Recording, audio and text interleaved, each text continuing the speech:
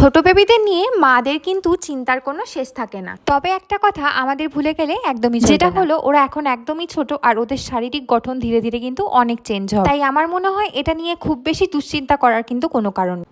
আর দয়া করে বাচ্চার মাথাকে গোল করার জন্য এইভাবে চাপ করা, কপালকে নিচু করার জন্য এইভাবে চাপ দেওয়া, এইগুলো প্লিজ কিন্তু বন্ধ করো। অনেকেই বলে থাকে প্রদীপের শেক দিয়ে মাথাটা এইরকমভাবে চিপলে নাকি মাথার তালুটা একদম ঠিক হয়ে যায়, কপালটা নিচু হয়ে যায়, কপালটা খুব সুন্দর শেপে আসে। কিন্তু এই প্রত্যেকটা কথাই কিন্তু ভুল। বেবি বড় হলে নিজের থেকেই শেপে চলে আসবে, তার মানে এটা নয় যে তুমি প্রদীপের শেপ দিয়েছো তাই তোমার বাচ্চার মাথাটা গোল হয়েছে।